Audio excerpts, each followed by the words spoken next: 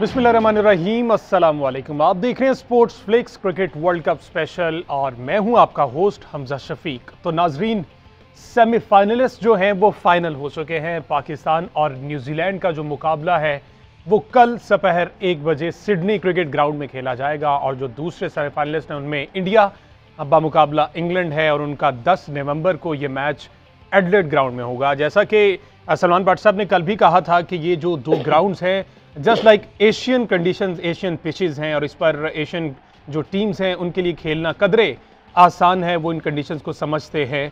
तो इसी के बारे में मजीद अब जो कल मैच है उस पर गुफ्तगू होगी। हमारे साथ मौजूद है फॉर्मर कैप्टन सलमान भट्ट साहब। अस्सलाम वालेकुम। वालेकुम अस्सलाम। भट्ट साहब कैसे हैं आप? जनाब कल बड़ा सेमीफाइनल है, 92 से बड़ी मुमासरत रखनी, काफ़ी चीज़ें मैच कर रही हैं। कल सेमीफाइनल, जैसा कि आपने कल भी कहा था कि हम न्यूजीलैंड से सेमीफाइनल नहीं हारे, तो कल के लिए भी यही उम्मीद है। देखिए 92 में भी ऐसा ही था कि न्यूजीलैंड ने ग्रुप टॉप किया था और पाकिस्तान जो है वो बेयरली पहुंचा था सेमीफाइनल तक। वो पाकिस्तान इंग्लैंड के मैच पे बारिश हो गई और एक पॉइंट हो गया एंड देन सो ऑन। बहरहाल we have to live in the present. ऐसी ही हिस्ट्री की थी कि पाकिस्तान कभी इंडिया से नहीं जीता था वर्ल्ड कप में। वो जिंक्स पाकिस्तान ने तोड़ा, बहुत भरपूर कामयाबी के साथ 10 विकेटों से तोड़ा। तो मेरा ख्याल है कि पाकिस्तान को इस बात के लिए वेल अवेयर होना है कि every day is a new day और उस दिन की परफॉर्मेंस काउंट करेगी। ये सारे अच्छे फील गुड फैक्टर्स ज़रूर हैं कि हम न्यूजीलैंड से जीतते हैं, न्यूजीलैंड सेमीफाइनल विलियमसन ने कहा कि माजी का हिस्सा हो चुके हैं, सख्त तारीफ साबित नहीं होती और वो यही कहेंगे क्योंकि वो अपोजिशन के कैप्टन है। बट वी मस्ट बिलीव कि अच्छा शो पुटअप करना पड़ेगा। हम माजी की वजह से ये मैच जीतेंगे ऐसा नहीं है। तो मेरा ख्याल है कि वो सारी एक मीडिया पे जब बातें चलती हैं और अच्छी अच्छी बातें होती हैं अपने लोगों को कॉन्फिडेंस दिलाने के लिए, ठीक है, दैट्स ग्रेट। लेकिन एज प्लेयर्स वी नो कि हमने अच्छी क्रिकेट खेलनी है, जो हम करते आ रहे हैं हमने उसको रिपीट करना है। और मेरा ख्याल है जिम्मेदारी हमारी फास्ट बॉलिंग का बहुत बड़ा रोल है इसमें। हमारे जो की प्लेयर्स हैं जैसे हारिस का आना एक टर्निंग पॉइंट है, एकदम आके इतना अच्छा खेल रहे हैं। उसके साथ फिर आपके शादाब की जो फॉर्म चल रही है बैट्समैन के रूप में हो या बॉलर के रूप में हो, नवाज़ हैं बहुत अच्छा खेल रहे हैं, हारिस रऊफ़ शानदार बॉलिंग कर रहे हैं, शाहीन ने 4 आउट किए हैं। तो इन सबको अपने रोल्स को रिपीट करते रहना है। नहीं जी, फ़ैन भी बड़े जो हैं पुरजोश हैं। वर्ल्ड कप एक ऐसा फॉर्मेट है जहां आपको अपने मैच में जीत के साथ साथ बाज़-औक़ात किसी दूसरी टीम की जीत का भी इंतज़ार रहता है। अगर मगर के चक्कर से भरपूर इस आलमी कप में नीदरलैंड और जनूबी अफ्रीका का मैच पाकिस्तानी टीम के लिए ज़िंदगी मौत का मसला था। इसलिए पाकिस्तानी शायकीन और क्रिकेटर्स ने न सिर्फ मैच को स्टेडियम में बैठकर देखा बल्कि नीदरलैंड की परफॉर्मेंस पर भी जश्न मनाया। वो फैन मूवमेंट देख लेते हैं पहले। तो जनाब, ये जो मूवमेंट थे ड्रेसिंग रूम में भी आपने देखा, पाकिस्तान टीम जिस तरह से पुरजोश थी और दुआएं कर रही थी कि नीदरलैंड जीत जाए, और जिस तरह से फ़ैन स्टेडियम में मौजूद थे वो भी दुआएं कर रहे थे कि किसी तरह से नीदरलैंड जो है ये मैच जीत जाए और हम सेमीफाइनल के लिए क्वालिफाई कर लें। बट साहब, रेस्ट डे था आज, बाकी टीम ने रेस्ट किया, लेकिन कप्तान जो हैं उन्होंने भरपूर नेट प्रैक्टिस की है और काफ़ी छक्के चौके लगाए हैं। बॉलर्स को थका दिया उन्होंने, कोई घंटा डेढ़ मुसलसल बैटिंग करते रहे हैं। कहीं ना कहीं वो प्रेशर का शिकार हैं कि मेरे से through out the tournament perform नहीं हुआ। देखिए बिल्कुल वही ट्राइंग इज़ बेस्ट कि वो मोमेंटम गेन कर सके, जितनी बैटिंग कर सके उतना शायद उसको अच्छा फील होता है और ये हमेशा से ऐसे ही करते हैं। बाबर आजम की आदत है कि ये नेट्स में बड़ी एक्सटेंसिव बैटिंग करते हैं और उसके अलावा भी खेलते रहते हैं, एक्स्ट्रा बैटिंग भी करते हैं। Is one of those players वो जितना खेलते हैं उतना अच्छा फील करते हैं। सो ऑब्वियसली इस वर्ल्ड कप में जिस तरह की उनसे उम्मीदें थी उस तरह से रन्स नहीं हुए। उन्हें खुद आदत नहीं है इतने मैचेस रन्स ना करने की, तो ही इज़ ट्राइंग इज़ बेस्ट, वो सबके सामने है। अब ये चीज़ कन्वर्ट हो जाए, अल्लाह करे मैच के अंदर वो परफॉर्म कर जाएं, पाकिस्तान टीम के लिए भी अच्छा है, उनके कॉन्फिडेंस के लिए भी अच्छा है। But at least he is trying. और दुनिया के डिफरेंट प्लेयर्स हैं, they take different courses to form. कुछ लोग थोड़ा खेल से दूर जाते हैं तो बेहतर हो जाते हैं, कुछ इंटेंसिव प्रैक्टिस शुरू कर देते हैं, नॉर्मल से ज़्यादा कर देते हैं तो बेहतर होते हैं। बहरहाल अच्छा प्लेयर है, quality is there, form temporary होती है, ये चली जाती है लेकिन क्लास परमानेंट है। सो वी नो कि Babar Azam is a class player, just hoping कि वो अच्छे मैच में अच्छी जगह पर रन्स करें, अच्छी जगह पर रन्स करे। मुसलसल तनकीद अब उनकी ओपनिंग पर हो रही है जो कि काफ़ी टाइम से होती आ रही, लेकिन अब ज़रा ज़्यादा बूस्ट पकड़ गया है। वो एडम गिलक्रिस्ट ने कहा है, जो मीडिया से गुफ्तगू में उन्होंने कहा कि वो जिस जगह पर खेल रहे हैं ठीक है, इस जगह पर इनको स्पॉट से हटाना पागलपन होगा। एडम गिलक्रिस्ट ने या हेडन ने? हेडन ने भी, एडम गिलक्रिस्ट ने भी कहा। एयरपोर्ट पर वो गुफ्तगू कर रहे थे।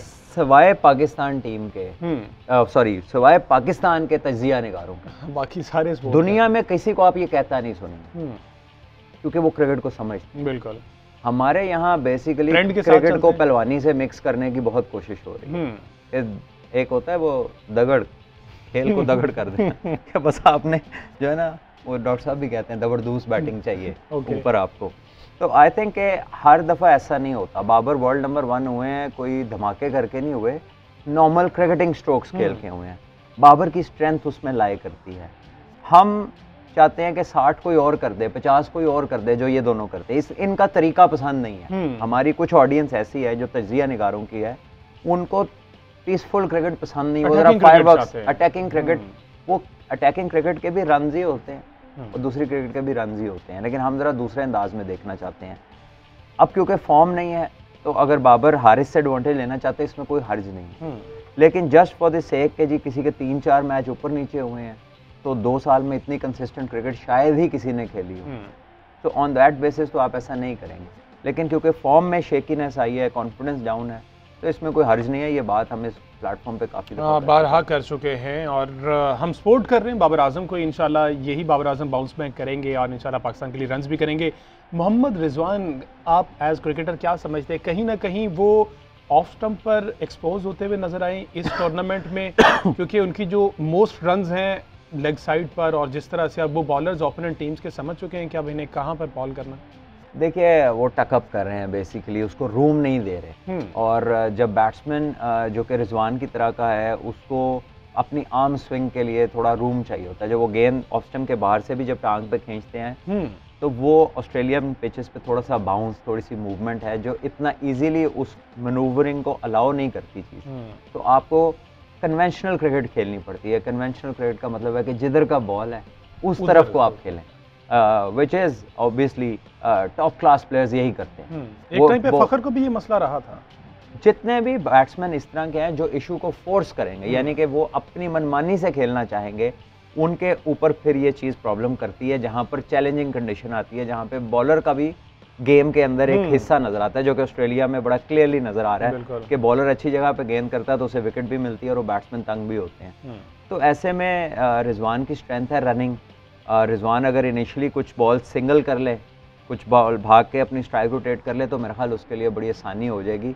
लेकिन एट द मोमेंट 2-3 दफ़ा तो वो कट मारते हुए इनसाइड एज पे बोल्ड हो गए, और ये चीज़ ऑस्ट्रेलिया में 2 मैचेस में जी, ये ऑस्ट्रेलिया में जब बैट्समैन को रूम नहीं मिलता तो ये वो मोड ऑफ डिसमिसल है जो बहुत फ्रीक्वेंट हो जाता है कुछ प्लेयर्स के साथ। और उम्मीद है वो इस पर काम भी कर रहे होंगे। मोहम्मद हारिस जो है, एक नया एडिशन हुआ है, वो अभी तक खुलकर सामने नहीं आया इंटरनेशनल प्लेयर्स के, या पहले भी वो खेल चुके हैं, इस तरह की परफॉर्मेंस दे चुके हैं? क्योंकि एक नया खिलाड़ी जब आता है तो बॉलर्स को समझने में उसको ज़रा थोड़ा टाइम लगता है। देखिए बॉल उसका हनीमून पीरियड भी है, वो आके दलेरी से बैटिंग कर रहे हैं, इनिशिएटिव ग्रैब कर रहे हैं और हो रहा है, उनकी शॉट्स लग रही हैं। लेकिन डेफिनेटली जिस तरह खेलेंगे, दुनिया के एनालिस्ट उन्हें फिल्म कर रहे हैं, उसके ऊपर तज्जिया होगा, एनालाइज करेंगे, फिर वो एरियाज़ आइडेंटिफाई करेंगे कि जहाँ से हारिस को रोका जा सकता है। और ये कैट एंड माउस जो है सारी ज़िंदगी फिर एक प्लेयर के साथ चलती है। पीछे एनालिस्ट लगे होते हैं, वो आगे आगे होता है, वो कुछ प्लान करते हैं, वो नेक्स्ट स्टेप प्लान कर रहा होता है। तो वो एक किसी भी प्रोफेशनल प्लेयर का जो लाइफ है वो ऐसी चलती है और इसका हिस्सा है। लेकिन अभी सो फार बड़ी वैल्यूबल एडिशन है वो, जो आके जल्दी से 30-35 रन करता है, वहाँ से पाकिस्तान को एक बूस्ट मिलता है और अपोजिशन प्रेशर में आती है। तो बड़ा ज़रूरी है उसका रिपीट करना, स्पेशली जब तक ये दोनों ओपनर्स अच्छी फॉर्म में नहीं आते, तो उसका इम्पैक्ट बड़ा अच्छा है अभी तक। अब कल के मैच में क्या देख रहे हैं आप? शान मसूद को हम चौथे पे खिलाएंगे या अगेन नवाज और शदाब को, अगर इन टीम और ये बॉलिंग कम्बिनेशन को देखा जाए, क्योंकि आप कह रहे थे कि सिचुएशन के अकॉर्डिंग उनको ऊपर भेजा जाता है, अगर लेफ्ट आर्म बॉलर लगा हुआ है या जिस तरह से भी है, क्या देख रहे हैं? जो न्यूजीलैंड की बॉलिंग लाइनअप है उसके अगेंस्ट शान का चौथा नंबर ही बनता है या चेंज हो किया जा सकता है कि इसमें आप नवाज को भी पहले देखें, because Santner left arm spinner है, वो लेफ्ट हैंड बैटर को इजी रहता है, और इसी तरह सोडी जो है वो लेग स्पिनर है, वो भी लेफ्ट हैंड बैटर को इजी रहता है। तो नवाज भी लेफ्ट हैंड है, शान भी लेफ्ट हैंड है। तो आप कभी देखते हैं कि नवाज पहले आते हैं, कभी देखते हैं कि शदाब पहले आते हैं। सो फॉर्म दोनों ने अच्छी दिखाई है। Shadab was exceptional against south Africa, जो इनिंग उन्होंने खेली वॉज आउटस्टैंडिंग। तो अभी तो ऐसा है कि क्योंकि फॉर्म इन तीनों की अच्छी है, so they can be sent anywhere. लेकिन जब इम्पैक्ट क्रिएट करना होता है फिर डेफिनेटली वो चांस लेते हैं कि शादाब या नवाज में से एक चला जाए, और जहाँ पर विकेट गिरी जल्दी तो फिर हो सकता है कि आप शान को पहले देखें। शान मसूद की परफॉर्मेंस को इस टूर्नामेंट में किस तरह से आप देख रहे हैं, क्योंकि उन्हें स्पेशली इसके लिए ही ग्रूम करके इस टूर्नामेंट के लिए तैयार किया गया और इसमें लाया गया, एक आधी सीरीज़ उन्हें फिर खिलाई गई इन कंडीशंस पर बकौल आपके कि वो पहले भी खेल चुके हैं, जानते हैं, लेकिन उस तरह से परफॉर्मेंस नज़र नहीं आई, ऑल्दो वो हमारे जो पाकिस्तान टीम के टॉप स्कोरर हैं। देखिए कैसी स्टेटमेंट है कि वो वाली परफॉर्मेंस नहीं है लेकिन पाकिस्तान के टॉप स्कोरर हैं, क्योंकि पाकिस्तान की क्रिकेट टीम में स्कोर ही किसी ने नहीं किया। 114 बात ये है कि ये कंडीशंस चैलेंजिंग है और शान इज़ नॉट समबडी जो रेगुलरली खेलते आ रहे हैं। शान को अल्लाह अल्लाह करके बड़ी बातों सुनने के बाद, तजिया निगारों की, एक्सपर्ट्स की, फॉर्मर क्रिकेटर्स के बार बार कहने पर क्रिकेट बोर्ड मजबूर होकर टीम में लाया, जबकि क्रिकेट बोर्ड के जो अपने शाहकार थे जिस पे उन्होंने 2 साल इन्वेस्ट किया, वो तीनों इस टाइम बेंच पे बैठे हैं और क्रिकेट बोर्ड उनके ऊपर हारिस को रिजर्व से ला के खिला दिया, but they did not dare कि हम इन तीनों को दोबारा खिलाएं, क्योंकि नाउ दे नो कि हमने गलत बंदों के ऊपर रिलाय किया, ये इस कंडीशन के बंदे ही नहीं थे तीनों। तो इस हुस्ने कारकर्दगी की जो क्रिकेट बोर्ड ने दिखाई है, इसकी तो लंबी चौड़ी शाबाश बनती है उनके ऊपर। अब ये नहीं कि टीम सेमीफाइनल में पहुंच जाए तो सारा कुछ अंडर द कारपेट चला जाए और जी बहुत सब अच्छे की रिपोर्ट है। ये वही 3 लड़के हैं जिनके ऊपर आपके चीफ सिलेक्टर और चेयरमैन कहते रहे कि जी इनको बैक करें, यही है हमारे पास, इनसे अच्छा कोई भी नहीं है। तो अब वो जो अच्छे थे जिनसे अच्छा कोई भी नहीं था, उन तीनों ने टोटल 30 बॉल नहीं खेले इस वर्ल्ड कप में। बिल्कुल ठीक है, तो इसका जवाब दे कौन है? तो ये जो बच्चा बाद में आया है ये तो रिजर्व से आया है और ये तो विकेट कीपर बैट्समैन है, ना इंजर्ड होते तो ये ना इस तरह से स्पॉटलाइट में आते। उसके अलावा जो चौथा फास्ट बॉलर हम पहले कहते रहे कि आप इस कंडीशन के अंदर ऑस्ट्रेलिया जा रहे हैं, चौथा फास्ट बॉलर खिलाएं। कमिंग बैक टू शान का इसलिए कहते रहे खिलाएं कि शान एक टेक्निकली प्रॉपर प्लेयर है। ऑस्ट्रेलिया के अंदर जब भी बॉल स्विंग होगा, तेज पेस के साथ बाउंस होगा, आपको टेक्निक चाहिए वहां पे आप टेप बॉल वाली स्लोगिंग करके रन नहीं कर सकते, ना कर सकते हैं, ना किसी ने किए हैं। जो वर्ल्ड कप के बेहतरीन खिलाड़ी आपको नजर आ रहे हैं वो प्लेयर हैं जो टॉप प्लेयर्स हैं, टेक्निकली टॉप प्लेयर्स हैं। अगर विराट कोहली इस टाइम टॉप पे जा रहे हैं तो वो कंपैरेटिवली उनकी अगर आप बारियां देखें तो वो बिल्कुल नॉर्मल क्रिकेट खेलते हैं। वो आपको बहुत ज़्यादा कोई लेविश किस्म का एक्सपेंसिव स्ट्रोक प्ले खेलते नज़र नहीं आते। यस, उनके साथ सूर्य कुमार यादव खेलते हैं, बहुत खुला खेलते हैं, बड़े हाई स्ट्राइक रेट के साथ, लेकिन मेथड टू मैडनेस है, मेथड है, उनकी टेक्निक है। ऐसा नहीं है कि सर कहीं, पाँव कहीं, बैट कहीं। तो हमें भी ऐसे अपने जो प्लेयर्स ग्रूम करने हैं। तो शान को हम एक तो लेट लाए, जब आप लेट आते हैं तो आपको कॉन्फिडेंस नहीं होता कि मुझे अगला मैच मिलेगा नहीं मिलेगा, तो फिर वो केयरफुल खेलने का एस्पेक्ट आता है। लेकिन आप देखिए जहां जहां पिच मुश्किल थी, शान और इफ्तिखार आपको वहां पर अच्छा खेलते थे, क्योंकि टेक्निकली साउंड प्लेयर। सही, इफ्तिखार की आपने बात की है। इफ्तिखार ने पहले स्टेटमेंट दिया था वर्ल्ड कप से पहले कि ऑस्ट्रेलिया के बड़े ग्राउंड मेरे लिए कोई मसला नहीं है, मैं वहां पर बड़े शॉट्स खेल सकता हूं, और उन्होंने वो साबित किया। उनकी 2 50s हैं और अच्छे स्ट्रोक्स खेले उन्होंने। जैसा कि आपने कहा कि 2 उनके स्पिनर्स हैं जो तंग कर सकते हैं।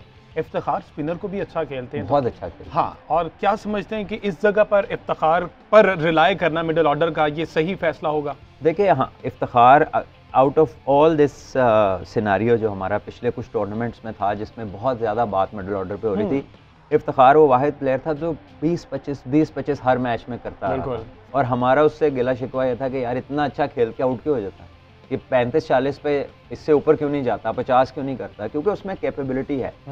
अब वो शुरू हो गया, अब उसने 50s भी की हैं। इंडिया के खिलाफ बहुत प्रेशर था, वो इनिंग बड़ी कमाल खेली, साउथ अफ्रीका के खिलाफ बहुत अच्छा खेला। सो ही इज़ डेवलपिंग पार्टनरशिप्स और अच्छे रेट पे करता है। फिर उसकी जो एक खास बात है कि वो एक आधा बॉलर जो है ना, जिसको वो वर्कआउट कर लेता है कि इसको मैंने मारना है, इसको फेंटी और फिर उसके ओवर में वो पूरा एडवांटेज लेता है। तो दिस शोज कि उसका डोमेस्टिक एक्सपीरियंस ठीक ठाक है, वो सिलेक्ट करता है किस बॉलर पे मेरा हमला हो सकता है, और वो फिर उसके ऊपर पूरा हमला करता है। यही एक्सपीरियंस होता है। तो आई थिंक कि वो पाकिस्तान को उससे फ़ायदा हो रहा है, और अल्लाह करे कि वो इसको ऐसे ही कंटिन्यू करे, जल्दी ना करे। अच्छा, अब जो हमारे पास 2 स्पिनर्स हैं इफ्तिखार के अलावा, शादाब और नवाज, लेग स्पिनर ज़्यादा काम आएंगे या लेफ्ट आर्म जो बॉलर हैं? सेम, उनके पास भी 2 वैसे हैं, हमारे पास भी 2 अहम हथियार वही हैं। तो इनमें से ज़्यादा रिलायबल कौन होगा? देखिए दोनों ही रिलायबल हैं, लेकिन leg spinner is more likely कि वो विकेट्स उसे मिलें, और वो नज़र भी आ रहा है हमें। शादाब हर मैच में विकेट्स दिला रहे हैं, स्पेशली ऑस्ट्रेलिया जब आप जाते हैं तो लेग स्पिनर को बाउंस, थोड़ा ज़्यादा बाउंस मिलता है फिंगर स्पिनर की निस्बतन, क्योंकि ये रिस्ट स्पिन होती है। तो इस लिहाज से शादाब, और फिर शादाब इस टूर्नामेंट में अगर उनकी लाइन देखें तो वो भी बड़ी अच्छी है। बड़े बड़े प्लेयर्स जो अच्छी फॉर्म में हैं उनसे मार नहीं खाई उसने, उन्हें टाइट खिलाया उसने। So I think he is very confident और उसे विकेटें भी मिल रही हैं, तो पाकिस्तान का हो सकता है कि वो ट्रम्प कार्ड हो। सही। शाहीन पे थोड़ी सी बात कर लीजिए। Shaheen signature wicket taker first over के जो मुसलसल करते भी आ रहे थे और अल्हम्दुलिल्लाह इंशाल्लाह आगे करेंगे भी। अभी जो उन्होंने ये 2 लास्ट मैचेस में स्पेल किए हैं, आपको वही वेरिएशन नज़र आई उनके पहले ओवर में? देखिए ये स्लोली गेनिंग रिदम। आप बहुत ज़्यादा इंजरी ले ऑफ के बाद आए हैं और आते साथ ही पहला ही मैच सीधा वर्ल्ड कप का खेल, बड़ा मैच इंडिया का, तो इट्स अ ह्यूज आस्क, एक बड़ा मुश्किल सवाल है, निशान है। हाँ, तो आइडियली सिचुएशन तो ये होती है कि आपको थोड़ा सा 1-2 डोमेस्टिक के मैच, 1-2 साइड मैच खेल के फिर आप स्लोली इंडक्ट होते हैं, लेकिन सिचुएशन ऐसी थी, मैनेजमेंट का उस पर कॉन्फिडेंस इस किस्म का था कि लोग उसको देखना चाहते थे, लेकिन जब देखा तो वो उस दिन फुल थ्रॉटल में नहीं थे और वो सब ने फील किया। हालांकि इंडिया के प्लेयर्स डरे हुए थे, मतलब वो देवर वेरी के अभी अंदर आएगा बॉल, अभी इन स्विंग होगा, वो हो नहीं रहा था और वो बल्ला और टांग उनकी दूर दूर थी, वो भी घबराए हुए थे और इधर से लोग भी घबरा रहे थे कि यार शाहीन का वो वाला बॉल नहीं। लेकिन अल्लाह का शुक्र है कि अब वो विकेटें भी मिल रही हैं, रिदम वापस आ रहा है, जैसे जैसे मैचेस खेलते जा रहे हैं उनकी बॉलिंग बेहतर होती है, वेरिएशन भी वापस आएगी। अच्छा, थोड़ा सा इनकी फिटनेस पे अगर इस पर बात भी कर लेते हैं। पीछे जिम्बाब्वे वाले मैच में आप क्या समझते हैं बाबर से गलती हुई? शाहीन को वहाँ पर भिजवाना, 1 गेंद पर 3 रन, और वहाँ पर रनिंग की ज़रूरत थी और इंजर्ड शाहीन को जो प्रॉपर फिट नहीं है उन्हें भेजा गया कि आप जनाब 1 गेंद पर 3 रन बनाएं आपके पास। अगर उनके 2 छक्कों की बेस पे भेजा गया तो हारिस ने भी आते ही इंडिया के खिलाफ छक्का लगाया, नसीम भी अच्छा खेल लेते हैं। क्या समझते हैं, बाबर भी उस टाइम प्रेशर में थे, टेंशन में थे? बेसिकली मुझे ये लगता है कि क्योंकि वो मैच था पर्थ में और पर्थ में बाउंस बड़ा ज़्यादा था पिच में। अच्छा। और हमने ये देखा कि शाहीन बैकफुट पे अच्छे शॉट्स मारे। ठीक है। उसने इंडिया के खिलाफ भी जब आसिफ अली बाउंसर पे आउट हुए तो उसी बॉलर के बाउंसर को उसने छक्का मारा। तो basically it is very much possible कि बाबर एंड कोचेस को ये लगा हो कि जिम्बाब्वे का जो बॉलर था वो भी पीछे पीछे गेंद कर रहा था, तेज़ विकेट थी और वो बाउंसर्स कर रहा था, तो उन्होंने इस ख्याल के साथ भेजा हो कि अगर ये बाउंसर करेगा तो शाहीन क्योंकि लंबे भी हैं और हिट अच्छी मारते हैं बाउंसर पे, तो इसलिए इसको भेजते हैं कि ये जो हिट मार लेता है चौका छक्का लगा लेगा। ये परसीव किसी ने नहीं किया था और ना ये प्लान किया होता है सिचुएशन में कि भाग के 2-3 करना है। ये तो एक बाद की it's happening which you know, जो कि बॉल होने के बाद एक चीज़ होती है, लेकिन पहला तो आपका ये होता है कि अगर 3 चाहिए तो भाई चौका मारो, 3 करने तो नहीं आप जाते। हाँ जी। तो वो भेजा उसे उस नियत से गया था, वो शॉट नहीं लगी तो वो भागने में इशू हो गया थोड़ा। ठीक है जी, अब तो फिलहाल हम सेमीफाइनल में पहुंच चुके हैं। जिस तरह से भी जो भी हो गया, नसीम शाह उनका ये टूर्नामेंट जो है वो किस तरह से आप देख रहे हैं? उनको भी वेरिएशन लाने में मसला हो रहा है या वो सिर्फ अटैक करने ही जाते हैं? नहीं, वेरिएशन तो उनकी बहुत कमाल की है, स्लोअर वन उनका पिक नहीं होता और बैट्समैनों को हमने देखा है कि बड़ा वो कह लीजिए कि मुश्किल सूरत हाल का सामना करना पड़ता है जब डेथ में फेस करते हैं नसीम को, बिकॉज वो जब हाफ ट्रैक स्लो बाउंसर करता है तो वो हाथ से पिक नहीं होता, वो अक्सर शॉट पहले मार जाते हैं और गेंद आराम से बाद में गुजरता है। तो ये तो बड़ी अच्छी डिस्गाइज है और इसका पाकिस्तान को आखिर के ओवर्स में बड़ा फ़ायदा होता है। मेरा ख्याल है इस वर्ल्ड कप में डेथ बॉलिंग में Pakistan have been the best team, बिल्कुल, सिवाय इंडिया वाले मैच के, वो जो 3 ओवर में 48 रन बने और वो आप सब उसका बहुत दफ़ा जिक्र कर चुके हैं कि वो विराट कोहली की लाइफ की बेस्ट इनिंग। तो हर टीम में ना तो ऐसा प्लेयर है और ना ऐसी इनिंगें रोज़ रोज़ खेली जाती हैं, चाहे सेम प्लेयर भी खेल रहा हो, चाहे वो खुद भी खेल रहा हो, तो रोज़ ऐसा नहीं खेल सकता। तो आई थिंक कि वो मार्जिन देना पड़ेगा। वो एक्सेप्शनल शॉट थे 2, वो बुरे बॉल नहीं थे जो हारिस रऊफ को छक्के लगे। By and large I think Pakistan की bowling has been brilliant, they are bold like champions and they just need 2 more good games इंशाल्लाह। और हम इंशाल्लाह फाइनल खेलेंगे और फाइनल जीते देंगे। ये जो वसीम जूनियर हैं, आपने बहुत सपोर्ट किया उन्हें, बाहर बैठकर बारहा इसी प्लेटफॉर्म से बार बार कहा गया कि वसीम जूनियर जो हैं वो ऑलराउंडर की कारकर्दगी जो वो परफॉर्म कर सकते हैं, वो रोल परफॉर्म कर सकते हैं। अब उन्हें टीम में ले लिया गया, पहले मैच की गलती को भांपते हुए बाकी के मैचेस में वो मुसलसल खेल रहे हैं। अब क्या समझते हैं, इस मैच में उनके लिए कोई प्रेशर होगा? देखिए, अब क्या सोचना प्रेशर का, he is been doing so well, सारे मैचेस वो खेले हैं, विकेट्स भी ले रहे हैं, तेज़ बॉलिंग कर रहे हैं, फील्डिंग बड़ी अच्छी कर रहे हैं, अपॉर्चुनिटीज़ क्रिएट करते हैं, डेथ बॉलिंग में यॉर्कर्स अच्छे करते हैं। तो जो आपको चाहिए किसी एक ऑलराउंडर से वो आपको वो करके दे रहे हैं। तो मेरा ख्याल है कि there is absolutely nothing to you know worry about. Pakistan को अच्छी क्रिकेट खेलनी है, कंटिन्यू करना है। हाँ, अगर एक दिन अच्छा नहीं गुजरता, अच्छी बॉलिंग नहीं होती, तो सो व्हाट, 4-5 मैच अच्छे भी तो उन्होंने खेले हैं। और इतनी एज है, यंग एज है, उसके अंदर बहुत एक्सपीरियंस नहीं है। ऐसे में तो जो दूसरी कंट्रीज के प्लेयर हैं वो तो परेशान हो जाते हैं इस स्टेज के ऊपर।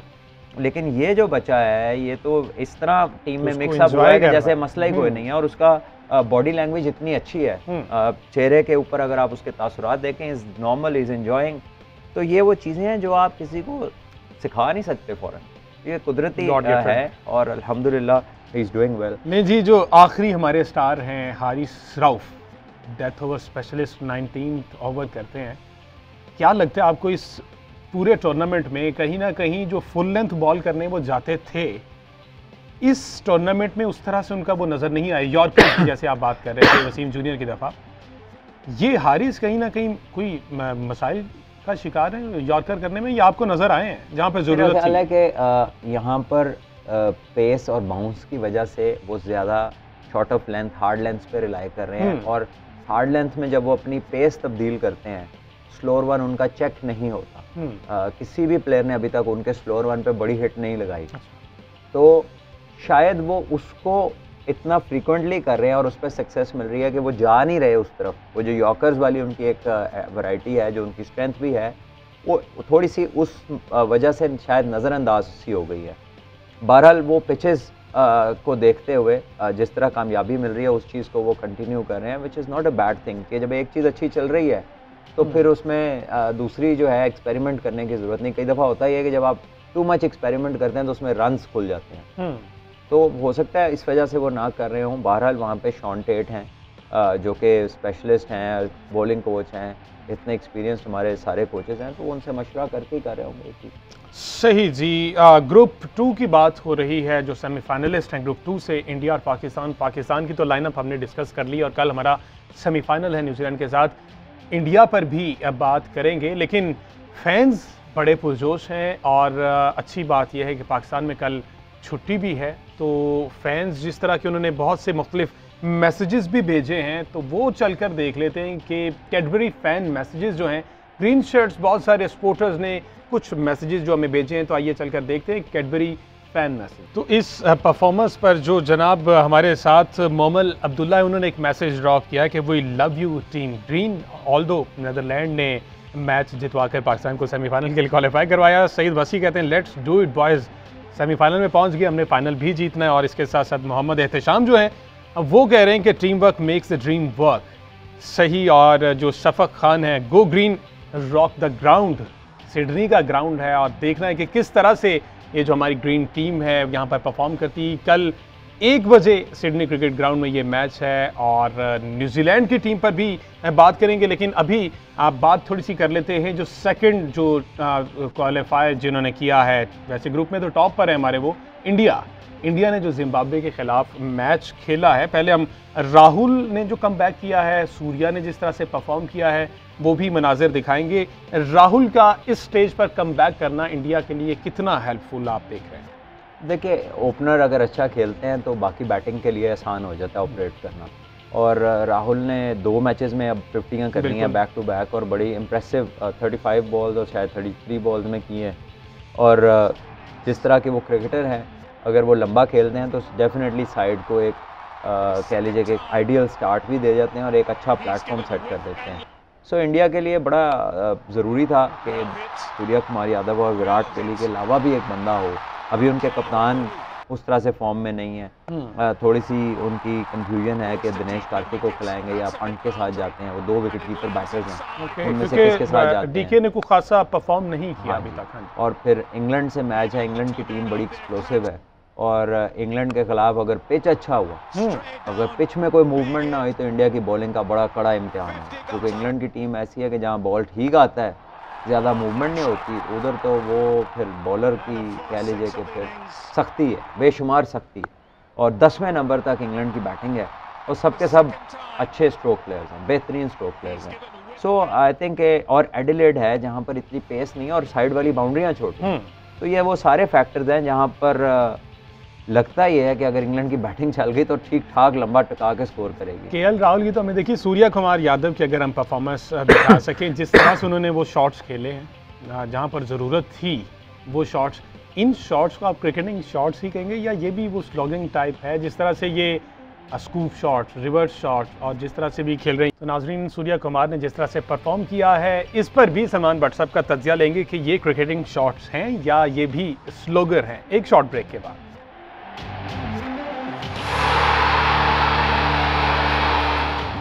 तो जनाब, बात हो रही क्रिकेट वर्ल्ड कप की। अब ब्रेक से पहले हमने सूर्या कुमार की जो एक परफॉर्मेंस दिखाई, जो मैच विनिंग परफॉर्मेंस उन्होंने जिम्बाब्वे के खिलाफ 61 रन्स किए हैं, उस पर पूछ रहे थे सलमान भट्ट साहब से। भट्ट साहब, क्या समझते हैं, ये भी स्ट्रोकिंग है या प्रॉपर क्रिकेटिंग शॉट्स है या वक्त की ज़रूरत है? आई थिंक ये ही प्लेज द फील्ड, ये बड़ा क्लेवरली मैनूवर करता है बिकॉज ये पूरा बैट्समैन है। आप देखेंगे उसी बॉल को, जो भी आपने क्लिप्स दिखाए, एक ही बॉल को ऑप्शन से बाहर जाके उसने स्क्वायर लेग के ऊपर से खेल दिया, फिर उसी लेंथ बॉल को नेक्स्ट उसने एक्स्ट्रा कवर के ऊपर से मार दिया। और वो ये कहते भी हैं, उन्होंने कल बिल्कुल रिसेंटली अपनी जो एक इंटरव्यू के अंदर उन्होंने कहा कि मैं एक बॉल से पहले 2 या 3 शॉट्स जो है ना वो मैं सोचता हूँ। अच्छा, एक बॉल से पहले। ओके। और सो ही प्लेस द फील्ड, वो अपने आप को ऑप्शंस देता है कि इधर मारूंगा, फील्डिंग ये सेटअप होगी, अगली दफ़ा इधर करेगा। So is ahead of the bowler, वो कंस्ट्रक्ट कर रहा होता है कि ये किया, अब बॉलर ये करेगा। तो जितने भी जो चालाक प्लेयर हैं या जो इस तरह के आउट ऑफ द बॉक्स खेलने वाले प्लेयर होते हैं ना, ये बॉलर के माइंड को रीड कर रहे हैं बेसिकली। अब ये करने क्या लगा है और उस पर ऐसा प्रेशर क्रिएट करते हैं शॉट्स के साथ कि वो फिर उनके जोन्स में आना शुरू हो जाता है, उनके प्लान के हिसाब से चलना शुरू हो जाता है। सो अभी तक जो भी उनका प्लान है वो बड़ा सक्सेसफुल है और इस सेम बॉल को वो टांग पे भी खेल देते हैं, उसी बॉल को वो ऑफ साइड पे भी खेल देते हैं। So this is definitely class, this is no slogging. Slogging जो है वो तो फिर आपकी स्लॉगिंग इज़ लिमिटेड। आप मतलब हर चीज़ को टांग पे घुमाना शुरू कर दे, 1-2 जगह सबको पता चल जाए जिधर ही मारता है, ये 360 है। ये तो हर जगह जहाँ का बॉल है वहाँ पे खेल रहा है।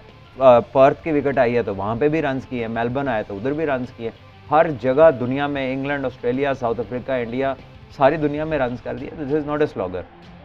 सही हो गया। तो ये जो आपने कहा कि क्विकली वो सोचते हैं, ये सिर्फ इंडियन प्लेयर्स ही सोच सकते हैं या और टीम्स के भी और हमारे पास ये सोचे जाते हैं? देखिए, इसमें कोई बैरियर नहीं है, कोई भी कर सकता है, लेकिन इस स्टेज तक पहुंचने के लिए जो अटेंशन टू डिटेल है, जो इस चीज़ के ऊपर काम होना है, वो लंबी लेंथ की क्रिकेट का बहुत सारा एक्सपीरियंस है जो हमारे प्लेयर्स को हम देना नहीं चाह रहे। हम चाह रहे हैं कि जो बच्चा ढूंढें, उसको जल्दी से फ्रेंचाइज में घुसाएं, अब PGL आ गई है वहाँ से खिलाएं, PSL खिलाएं और उठा करके पाकिस्तान की टीम में ले आएँ।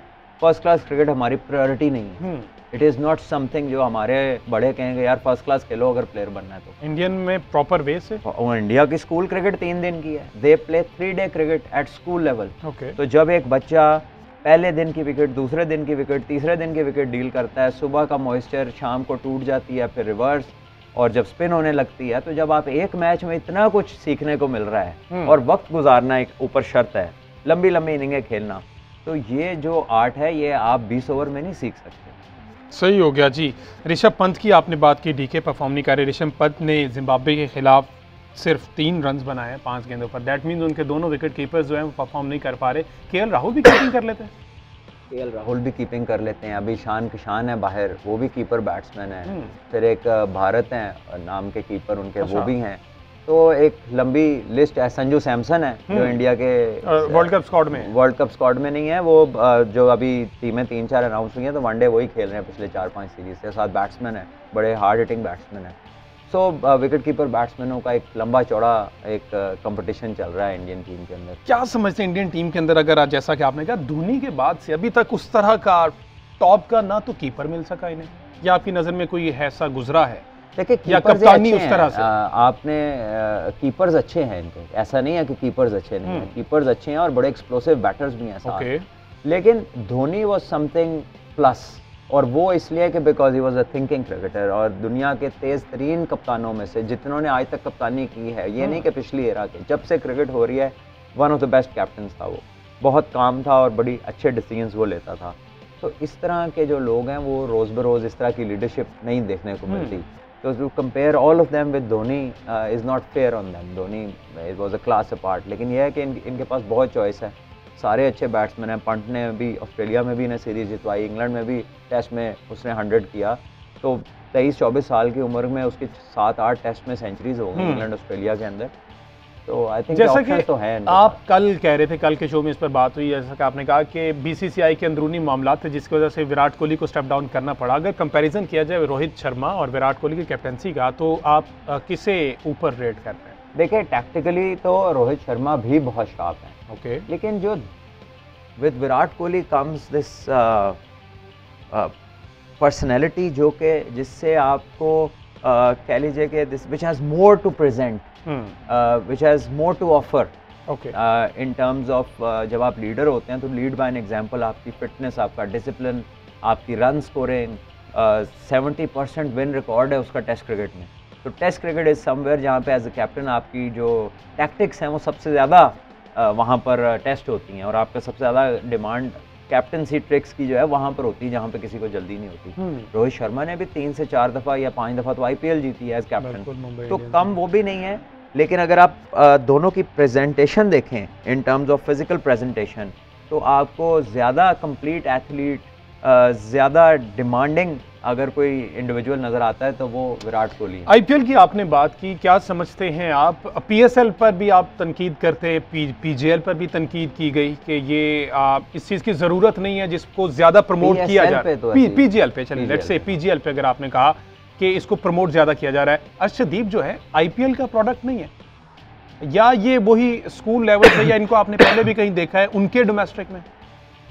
देखिए ऐसी जो चीज़ है ना, इसको कंफर्म कर लेते हैं। ओके, तो अर्शदीप जो है वो इंडिया का कोई भी प्लेयर ऐसा नहीं है जिसने IPL के 2 मैच अच्छे खेले और वो इंडिया की टीम में आ जाए, ऐसा नहीं है। ऐसा उन्होंने एक वो चक्रवर्ती के साथ किया था, कोलकाता नाइट राइडर्स से वो जो मिस्ट्री बॉलर लाए थे, पिछले वर्ल्ड कप में लाए थे, और इसी शो के अंदर हमने बताया था कि ये जो है ना, ये जिस तरह की बॉलिंग है यहाँ पर पाकिस्तान में जब स्ट्रीट क्रिकेट होती है या पार्क्स में खेलते हैं तो फिंगर जो टेप बॉल के साथ बॉलिंग है वो हर बंदा खेलता है। तो उन्होंने कहा था कि पाकिस्तान की टीम इससे कम से कम सरप्राइज नहीं होने लगी। इनके लिए उनकी किस्मत के वो वर्ल्ड कप में उन्हें विकेट ही नहीं मिली और उसके बाद वो कहीं नजर वो मंजर आम से गायब हो गए। तो वो एक ऐसी प्रोडक्ट थी जो उन्होंने वो ट्राई की थी जैसे हम करते हैं। दैट मीन्स कि इंडिया के लिए भी पाकिस्तानी जो हैं वो आप फैसला कुन मराहिल होते हैं कि किस प्लेयर ने आगे खेलना है, किसने नहीं खेलना।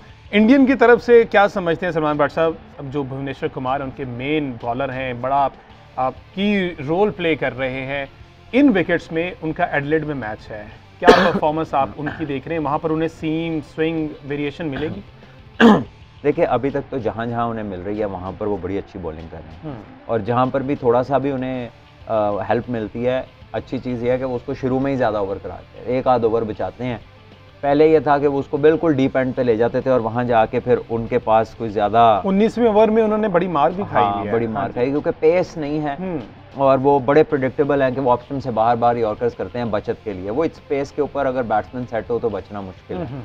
सो आई थिंक अभी क्योंकि मूवमेंट मिल रही है अर्ली ऑन नए बॉल के साथ, तो वो काफ़ी कॉन्फिडेंस के साथ बॉलिंग कर रहे हैं, विकेट्स भी ले रहे हैं। लेकिन जब विकेट और तरह की आती है तो फिर उनका रिजल्ट तब्दील हो जाता है। ठीक हो गया। क्विकली अगर बात कर ली जाए हार्दिक पांड्या पे, जो कि थ्रू आउट द टूर्नामेंट उन्होंने बड़ा अच्छा परफॉर्म किया, विकेट्स भी ली और काफ़ी ज़्यादा मिडल ऑर्डर जो है संभाला हुआ उन्होंने इंडियन टीम का। देखिए Hardik Pandya is one of the best allrounder. Okay. और 140 के करीब वो बॉल करते हैं, जैसे अपना वसीम जूनियर करता है। ऑल्सो कि वसीम जूनियर मेरे ख्याल में बॉलिंग ज़्यादा वर्सेटाइल करता है, उससे ज़्यादा बेहतर बॉलिंग करता है और ज़्यादा शार्प है। हार्दिक की है कि लेंथ शॉर्ट है, प्रेडिक्टेबल लेंथ है, but as a batsman Hardik is outstanding. बहुत शानदार बैटिंग करते हैं और टेक्निकली बड़े करेक्ट है और बड़े बड़े हिट मारने की कैपेसिटी रखते हैं, बड़ी ज़ोर से हिट मारते हैं। So there comes his plus, वो एक कंप्लीट ऑलराउंडर है। जबकि हमारा जो अभी बच्चा है वेरी यंग, अभी क्रिकेट बहुत थोड़ी खेली है, पोटेंशियल बहुत है, but at the moment he is a bowling all-rounder, basically a very good bowler who can bat, useful bat. लेकिन अब इसको पूरा all-rounder बनने के लिए हमें इसे बैटिंग में बहुत अपॉर्चुनिटी देनी है और इसको बनाने का सबसे फास्टेस्ट वे ये है कि जब ये डोमेस्टिक क्रिकेट खेले या PSL खेले तो इसको बैटिंग थोड़ी ऊपर कराई जाए, जहाँ पर इसके पास अपॉर्चुनिटी और रन ज़्यादा मिले। सही हो गया। मोहम्मद शमी लास्ट जो वर्ल्ड कप हुआ उस पर उनको काफ़ी रन्स पड़े पाकिस्तानी बैटर से, और एशिया कप में अगर देखा जाए दोबारा से उन्हें मौका दिया गया है, आउट हुए बुमराह जिसकी जगह पर उन्हें लाया गया। अब उनको इस टूर्नामेंट में परफॉर्म भी किया है। एवरी प्लेयर इंडियन टीम में जो है वो परफॉर्म कर रहे हैं, एक्सेप्ट एक दो जो प्लेयर हैं उनकी परफॉर्मेंस को आप किस तरह से देख रहे हैं अकॉर्डिंग टू एडिलेड की जो कंडीशन है? देखिए, जो मोहम्मद शामी है, इंडिया के बेहतरीन new ball bowler out of everyone, और दुनिया में हर जगह इन्होंने विकेट्स ली हैं। ऑस्ट्रेलिया के अंदर जब 2015 का वर्ल्ड कप था, बड़ी शानदार उन्होंने बॉलिंग की थी। अच्छे एरियाज़ में हिट करते हैं, लाइन और लेंथ को हिट करते हैं, और दोनों तरफ का स्विंग करने में महारत रखते हैं। और विद हिज एक्सपीरियंस, जिस पिच में हल्का सा उन्हें मूवमेंट मिलती है, बैटिंग के लिए बहुत फिर मुश्किल होती है उनके खिलाफ। So is somebody who holds the key. और अर्शदीप की आप बात कर रहे थे, तो अर्शदीप का जो है ना अराउंड 69 मैच T20 के उन्होंने खेले हुए हैं। ओके 69, तो ये बनते हैं तकरीबन 5 से 6 सीज़न। दैट मींस कि काफ़ी एक्सपीरियंस हैं। और 17 लिस्ट ए मैच है और 6 फर्स्ट क्लास के मैचेस हैं। ओके, सो अर्शदीप जो है पैराशूटर नहीं है, लेकिन बाय इंडियन स्टैंडर्ड्स वो काफ़ी अर्ली एक्सपोज हो गया इंटरनेशनल क्रिकेट। जी बट साहब, क्विकली एक कमेंट, कल के मैच में क्या देख रहे हैं, पाकिस्तान और न्यूजीलैंड? इंशाल्लाह पाकिस्तान जीते, इंशाल्लाह पाकिस्तान। और कहीं ना कहीं दिल है आपका भी कि पाकिस्तान और इंडिया का फाइनल देखने को मिले। हम एशियंस ही जो हैं वो, ऑफ कोर्स हमसे ज़्यादा तो आईसीसी का दिल कर रहा होगा जितना फायदा। आईसीसी का भी दिल कर रहा है। तो उम्मीद करते हैं कि पाकिस्तान अपना कल का मैच जीते, सेमीफाइनल जीत के, जो कि एक हमारी ट्रैक रिकॉर्ड है, उसको मेंटेन करें, जो स्ट्रीक चल रही है उसको बरकरार रखें, और पाकिस्तान अपना कल जो दोपहर 1 बजे मैच शुरू होना है, पहला सेमीफाइनल है, वो जीत कर फाइनल के लिए क्वालिफाई करें।